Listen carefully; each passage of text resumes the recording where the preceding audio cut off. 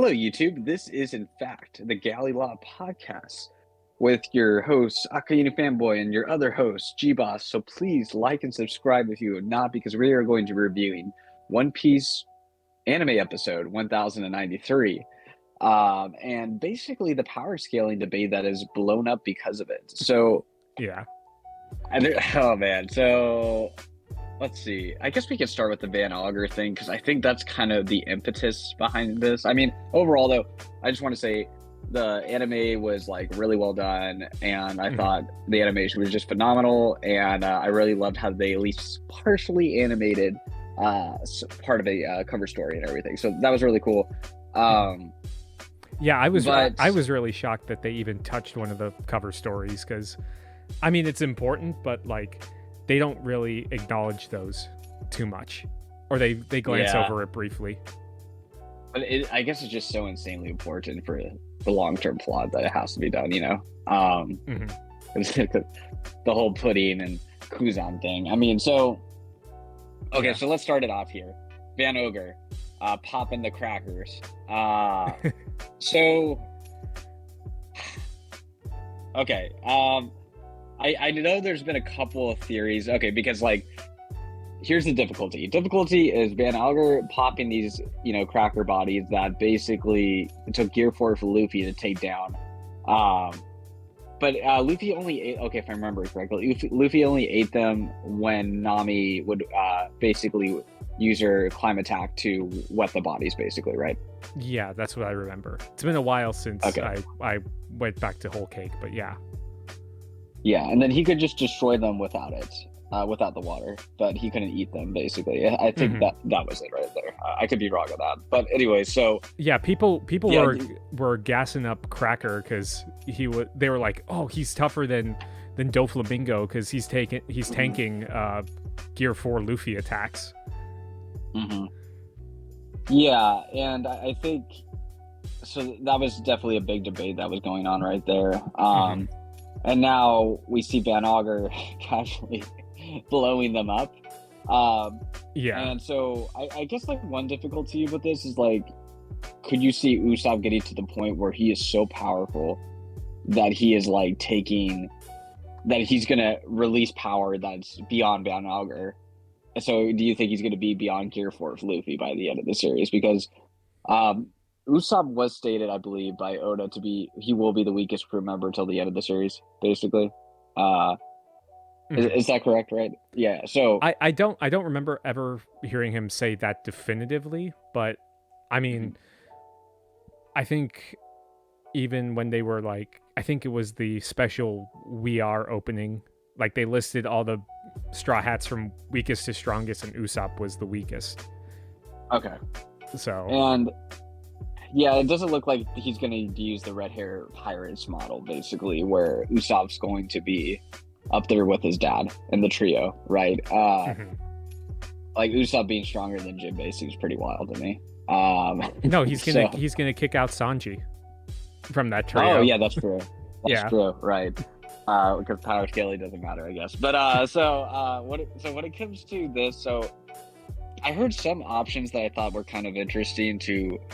So Van Auger's either at that level, or okay, wait. Actually, we should add in another difficulty here real quick before we get to the solutions. But Van Auger shotted at freaking John Bart, and he tanked one of those shots.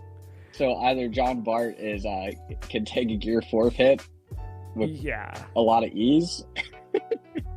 Yeah, it's weird because that part's taken directly from the manga, the John Bart part. But and that's where we kind of had when we were discussing the chapter that this came out with initially, like I think we always said like a lot of Blackbeard's subordinates weren't that strong. Right. So I don't know. It's again, I think the anime has this weird power scaling thing where it wants to do like bigger things than the anime does it. Because we see that like to a You mean the manga? Yeah, sorry. We see that too, like a greater degree in this episode, like when Blackbeard's like falling down from the sky and he's doing his tremor crash, and it's like cubing the whole island, because you know it's powerful when things turn into cubes. Always. But yeah, I think they're going more for a spectacle more than anything, and because just in the manga, in the cover stories that we see when Aokiji and Van Auger invade Whole Cake, it just shows the aftermath. We don't really see anything, so I think they're kind of filling in the spots. But I also heard a thing like justifying it, like like Van Auger's a sniper, so his bullets are really strong. Because sniper rifles are a higher caliber. But it doesn't work on John Bart. No. you see the issues with this, and I think like no John Bart's gonna be the next Virgo. He's gonna be full armament Haki all over the place. Right. And so here's like some possible. Okay, so one solution I heard was that Van Auger uses sea stone bullets. Which deactivates the Devil Fruit. So that's one possibility. I don't think that's completely out of bounds. And then, so my favorite one I heard was actually from Brago de La with his video where he was reviewing this, where he pointed out how since Nami weakened Cracker's bodies, like in Whole Cake, right? So there's a precedent for that. You know, they became weaker and they're easier to destroy. But that Kuzan's ice, like that already hit all of like Chocolate Town or Kako Island, I believe, right? Since all that like freezing cold liquid was already in the area, that it was already like degrading all the Cracker bodies already, so it was easier for Van Auger to just destroy them all. Maybe that is a possibility, but I think it's kind of not a leap, but you kind of have to make the connections yourself if that's the case, because I agree. They should have made it more clear, but I think it's like completely consistent with like what we've seen previously. You know what I mean? Yeah, but I'm just thinking about like anime onlys who see this and have like completely different ideas about the power scaling. Because I mean, I'm not a big fan of power scaling myself. Like calculating specific feats or whatever. But it is important to take into consideration. But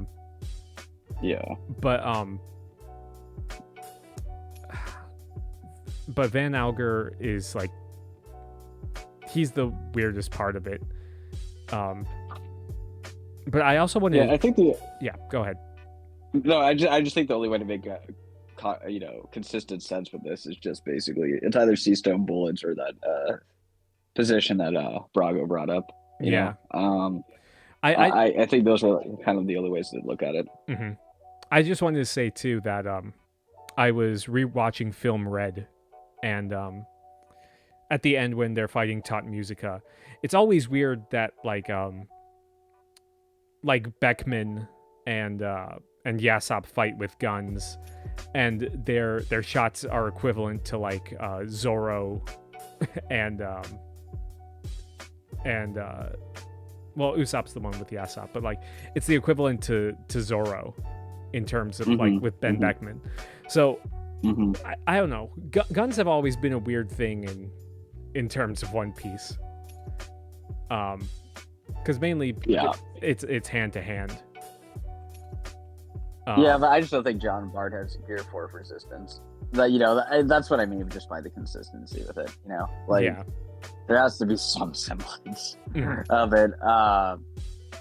But yeah, so I thought that was kind of interesting, but also I think my favorite part was actually the animation they gave to Kuzan. I thought it was incredible. It made him look terrifying.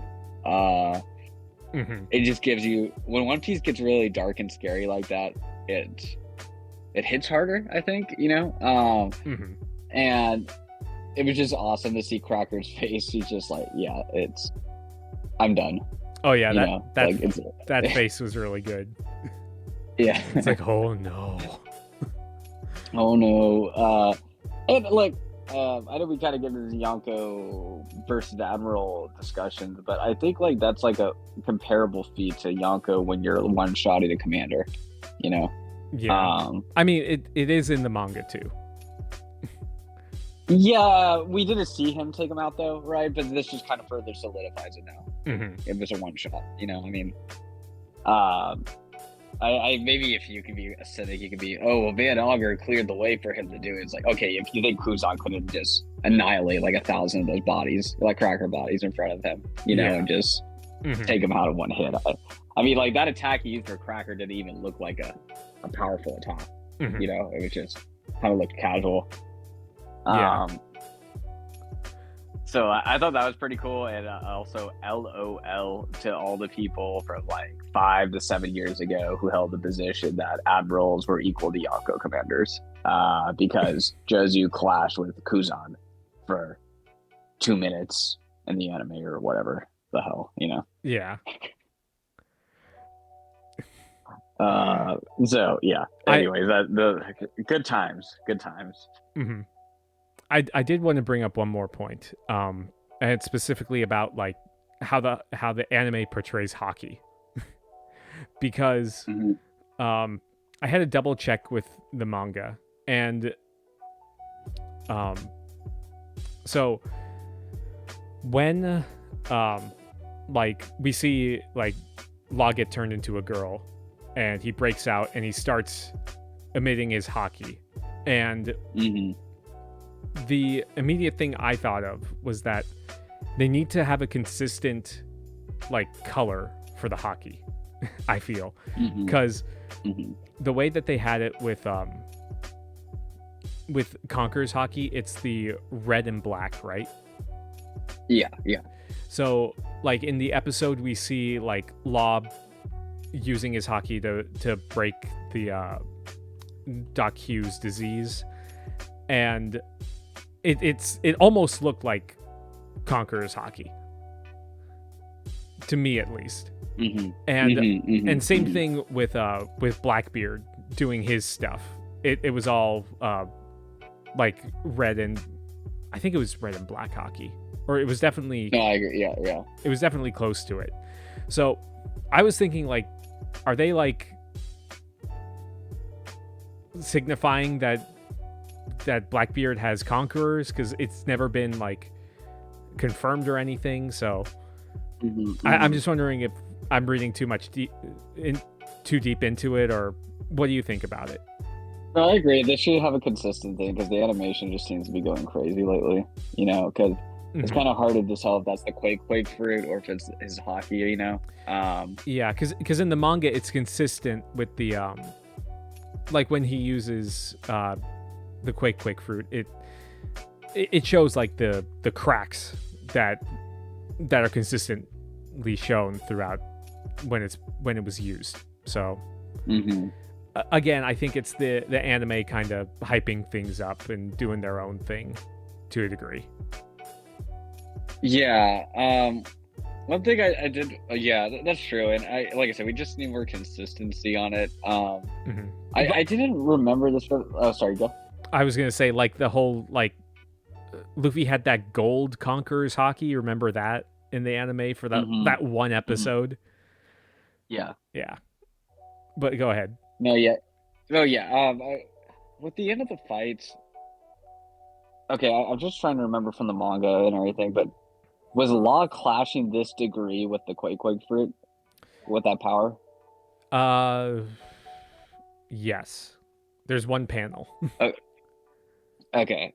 Yeah, and I don't know, maybe just in the anime, but kind of seems weird that Law wouldn't move when Blackbeard activated Black Vortex. I know the fight gets cut off and everything, but you'd think he'd like teleport out of there before he would try to activate that Devil Fruit and everything, you know? Yeah. I don't know. So that was just kind of weird to me, I guess, you know? Yeah. And spoilers if you're anime only, skip ahead a little bit. But I mean, this is where we left off, and then next time we see Law, he's defeated. So yeah, right. So, yeah, and I think like kind of overall with a lot of this, I mean, like I said, I thought the fight was well animated and everything like that too. But like I said, yeah, just consistency with the animation which looked good. Lost Crew looked really good too. They looked pretty impressive in this fight too and everything. So, I thought that was great. And I do kind of like how they were explaining how like Haki could like get through this disease and everything. So I thought that was pretty cool. But yeah, no, I've just been super excited with how they've been animating everything. I'm glad they're not letting down the quality because this is a qualitatively better arc than Wano, so it deserves the same amount of good animation and everything. So I'm glad they're sticking with this right now. Oh yeah, I think I haven't been keeping up with the anime really, but just from this one episode, it's really good. But again, it's the whole spectacle of it that gets confusing to a point. And I think that's what we wanted to talk about, like the consistency and everything. Right, for sure. Yeah, Usopp is Gear 4th level. Let's go with that. So, any closing thoughts? No, I think that's it. I'll be curious to see how they adapt like the upcoming fights in Egghead, just to see if they pull anything like this, especially with potentially what happens with Kid this arc. I'll leave it at that. Yeah. And all right. So anyways, yeah, great episode. Please like and subscribe if you have not, and everybody please watch out for exploding apples. And have a good one. See ya. Peace. See ya.